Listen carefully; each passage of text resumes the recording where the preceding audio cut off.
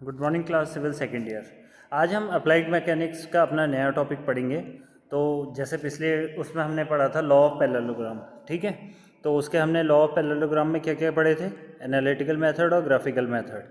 तो graphical method से हम वैसे सॉल्व नहीं कर रहे हैं, लेकिन एनालिटिकल मेथड से कर रहे हैं, ठीक है।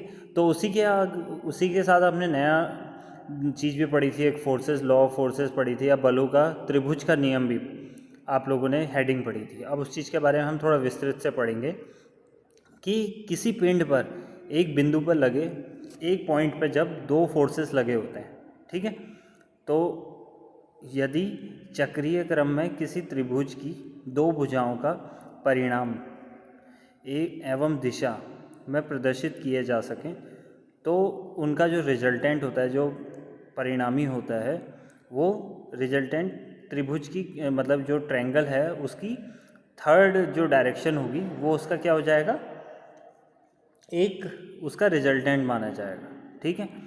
तो उसके कार्य करने की दिशा उक्त चक्रीय क्रम से उल्टी होगी, ठीक है। जैसा कि आप ये डायग्राम में देख रहे हैं, इसमें क्या लग रहे हैं, एक तो P फोर्स किस तरफ को लग रहा है, इधर को अंदर को लग रहा है, और जो Q फोर्स है वो ऊपर साइड को लग रहा है। ध्यान से देखिए, तो इसका एक चक्र बन गया है, मतलब कि एक सिस्टम एक पूरे उससे चक्र से बना हुआ है। इसी की उल्टे चक्र में जो कैपिटल R देख रहे हैं आप, वो इसका रिजल्टेंट हो जाएगा, और ये क्या फॉर्म करेगा, एक ट्रायंगल फॉर्म करेगा, ठीक है। तो ये हो गया आपका क्या, law of triangle of forces, जिसे हम कहते हैं त्रिभुज का नियम। तो इसके बेस पे भी कोई क्वेश्चंस होंगे, ठीक है। नेक्स्ट है आपका बलों का बहुभुज का नियम।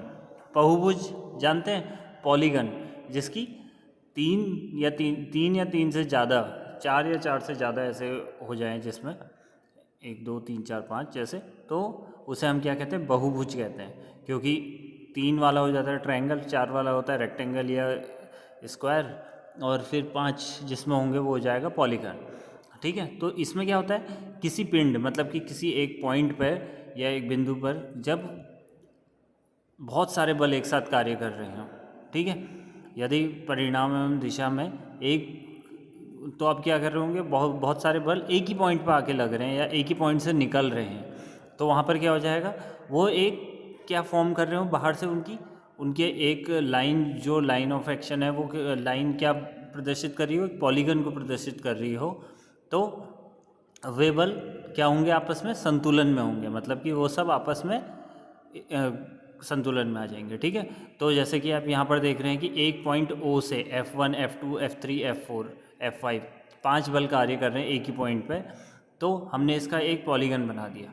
आप देख रहे हैं कि F1 F4 के सामने हमने इसका सब डायग्राम वो भी कर दिया।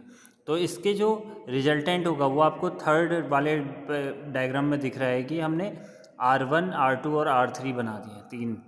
वो कैसे कैसे बन रहे हैं कि एक पॉइंट से, किसी एक पॉइंट से हमने 3 तरफ को जो रिजल्टेंट निकाले हुए हैं उनको हमने क्या कह दिया, उसके रिजल्टेंट कह दिया। 3 लाइनें जो डायरेक्शन अलग अलग डायरेक्शन में निकले हों, तो उसे हमने क्या कहा, रिजल्टेंट, उसके परिणाम, ठीक है। तो इस तरीके से लॉ ऑफ पॉलीगन डिफाइन होता है। तो इसके आगे के टॉपिक्स हम नेक्स्ट क्लास में आपके डिस्कस करेंगे। अभी के लिए थैंक यू।